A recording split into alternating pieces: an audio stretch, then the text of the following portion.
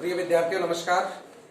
आज हम कल जिस पाठ को पढ़ रहे थे शेष वीडियो में शेष पाठ आज पढ़ने जा रहे हैं। इसमें कक्षा 11th में अपने हिंदी साहित्य के अंतर्गत, शायद पहले मैंने पिछले वीडियो में गलती से अनिवार्य बोल दिया था, जो भी है, आप हिंदी साहित्य में संकलित पाठ गूंगे जिसके लेखक है रांगे राघव पढ़ने जा रहे हैं। इसका आधा भाग अपने पिछले वीडियो में पढ़ा था, इसका शेष भाग आज अपन पढ़ने जा रहे हैं। आप देखिए गूंगे पाठ का शेष भाग। तो कल आपने देखा था कि गूंगे को किस तरह से बसंता के द्वारा पिटने के बाद और गूंगे के द्वारा कोई प्रतिक्रिया नहीं की गई, अपितु गूंगा शांत रहा। चमेली के द्वारा भी गूंगे को फटकारा गया, उसको सब कुछ कहा गया, लेकिन गूंगे ने उसका कोई प्रत्युत्तर नहीं दिया। तो इससे आगे क्या घटनाक्रम होता है आज आप इस वीडियो में पढ़ेंगे।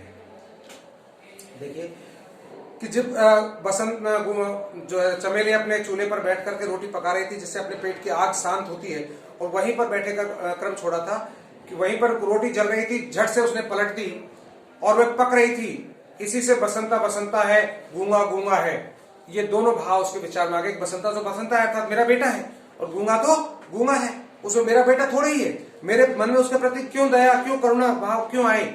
वो रोटी बनाते बनाते उसके मन में ये विचार आता है। यहां तक वीडियो आपने देखा था। अब यहां से आगे तो चमेली को एकदम विस्मय हुआ, आश्चर्य हुआ। गूंगा शायद यह समझता है कि बसंता मालिक का बेटा है, पर वह उसे हाथ नहीं लगा सकता। मन ही मन थोड़ा विक्षोभ भी हुआ, दुख भी हुआ, किंतु पुत्र की ममता ने इस विषय पर चादर डाल दी। और फिर याद आया कि उसने उसका हाथ पकड़ा था, शायद इसलिए उसने बसंता को दंड देना ही चाहिए, यह उसका अधिकार है, ऐसा उसने अपने मन में सोचा। किंतु वह तब समझ नहीं सके और उसने सुना कि गूंगा कभी कभी करा उठता है, यानी जोर से चिल्ला उठता है। चमेली उठकर बाहर आई, कुछ सोच समझकर रसोई में लौट आई और रात की बासी रोटी लेकर निकली।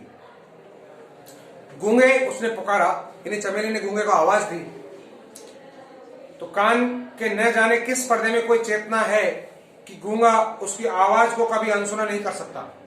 वह आया, यानी चमेली जब आवाज देती तो पता नहीं कहां से उसके पर्दे में कोई ऐसी आवाज पहुंचाने की क्षमता थी कि चमेली की आवाज को समझ जाता और उसके पुकारने पर वो पहुंच जाता। उसकी आंखों में पानी भरा था, जैसे उसने एक शिकायत थी, पक्षपात के प्रति तिरस्कार था।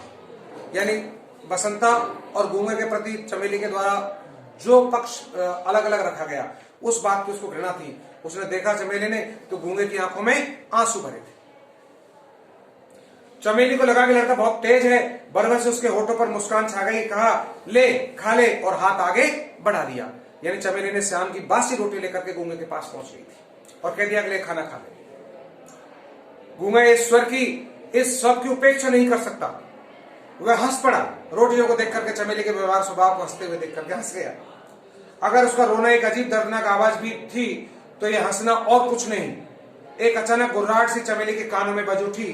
उस अमानवीय स्वर को सुनकर वह भीतर ही भीतर कांप उठी। वह उसने क्या किया था? उसने एक पशु पाला था जिसके हृदय में मनुष्य की सी वेदना थी, यानी केवल पशु के रूप में ही उसको जानती है उस गूंगे को। तो घृणा से विक्षुब्ध होकर चमेली ने कहा, क्यों रे, तूने चोरी की है? गूंगा चुप हो गया, कुछ नहीं बोला। उसने अपना सिर झुका लिया। चमेली एक बार क्रोध से कांप उठी, देर तक उसकी ओर घूमती रही। सोचा मारने से यह ठीक नहीं हो सकता, अपराध को स्वीकार कर दंड न देना ही शायद कुछ असर करे। और फिर कौन मेरा अपना है? अपना हो तो ठीक से रहे, नहीं तो फिर जाकर सड़क पर कुत्तों की तरह झूठन पर जिंदगी बिताए, दर दर अपमाने तो लांछित होता रहे, मेरा क्या करेगा? ऐसे सोच करके चमेली शांत हो जाती है। आगे बढ़कर गूंगे का हाथ पकड़ लिया और द्वार को ऐसा करके दिखाया कि निकल जाए यहां से, घर से बाहर। गूंगा जैसे समझा नहीं, बड़ी बड़ी आंखों को फाड़े देखता रहा वहां पर चमेली की तरफ। कुछ कहने को शायद एक बार होठ खुले भी, किंतु कोई स्वर नहीं निकला। चमेली वैसे ही कठोर बनी रही। अब के मुंह से भी हाथ साथ साथ कहा, जाओ निकल जाओ, यानी हाथ से पकड़कर तो लेके गई और मुंह से भी आवाज निकाल के कहा, जाओ यहां से निकल जाओ, यहां आपका रहने का कोई अधिकार नहीं। ढंग से काम नहीं करना है तो तुम्हारा यहाँ कोई काम नहीं, नौकर की तरह रहना है तो रहो, नहीं तो बाहर जाओ, यहाँ तुम्हारे नखरे कोई नहीं उठा सकता, किसी भी तरह उसकी फुर्सत नहीं है, समझे? इस तरह से वो जोर से पुकार कर चमेली ने गूंगे से कहा। और फिर चमेली आवेश से आकर चिल्ला उठी कि मक्कार, बदमाश, पहले कहता था भीख नहीं मांगता और सबसे भीख मांगता है, रोज रोज भाग जाता है, पत्ते चाटने की आदत पड़ गई है, कुत्ते की दुम का कभी सीधी होगी? नहीं नहीं रखना है हमें, हम नहीं रखना हमें, जब तू इस वक्त निकल जा, ऐसे कहकर तो उसको वहां से वो निकाल देता। किंतु वे क्षोभ वे क्रोध सब उसके सामने निष्फल हो गए। जैसे मंदिर की कोई मूर्ति उत्तर नहीं देती, वैसे उसने भी कुछ नहीं कहा, केवल इतना समझ सका कि मालकिन नाराज है और निकल जाने को कह रही है। कुछ भी समझ में नहीं आया उस मूवी की मुझे, और इसी तरह उसे अचरज और अविश्वास हो रहा है। चमेली अपने आप लज्जित हो गई, कैसी मूर्खा है वह, बहरे से क्या जाने क्या क्या कह रही थी, वही सब कुछ क्या सुनता है। यानी खुद चमेली अपने आप पर विस्मय करने लगी, तू क्या पागल हो गई है, ये बहरा है, गूंगा है, ये कुछ सुनता नहीं, मेरे चिल्लाने से कहने से इस पर क्या प्रभाव होगा, कुछ नहीं। हाथ पकड़कर जोर से झटका दिया और उसे दरवाजे के बाहर धकेल कर निकाल दिया। गूंगा धीरे धीरे चला गया, चमेली सो देखती रही और वो जाता रहा।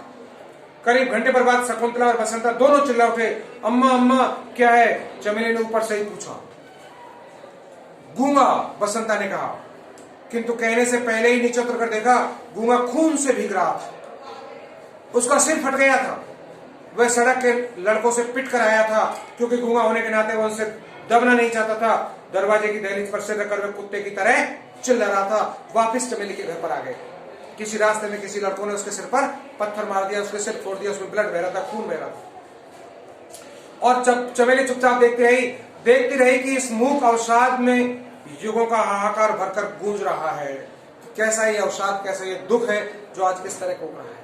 चमेली के हृदय में भी हालांकि उस देखो उसके दया का भाव उसके पैदा हुआ, और ये गूंगे अनेक अनेक हों संसार में भिन्न भिन्न रूपों में छा गए।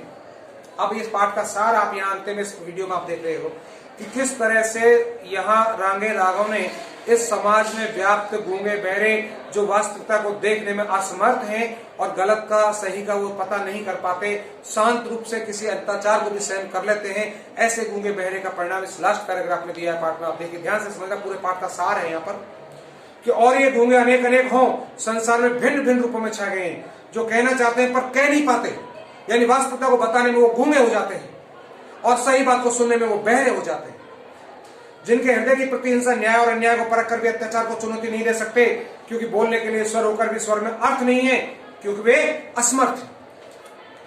और चमेली सोचती है कि आज दिन ऐसा कौन है जो गूंगा नहीं है, किसका हृदय समाज, राष्ट्र, धर्म और व्यक्ति के प्रति विद्वेष से, घृणा से नहीं छटपटाता, किंतु फिर भी कृत्रिम सुख की छलना अपने जालम से नहीं फांस देती, क्योंकि वह स्नेह चाहता है, समानता चाहता है, और वो समानता देखने को समाज में नहीं मिलती, यानी प्रॉपर तरीके से उनको न्याय नहीं मिलता। तो इस तरह से इस पाठ के माध्यम से समाज में व्याप्त संवेदनहीनता जो गूंगे और बहरे के प्रति दिखाई गई है उसको दर्शाया गया है। इसी तरह ये पाठ समाप्त होता है। आप सभी के लिए धन्यवाद।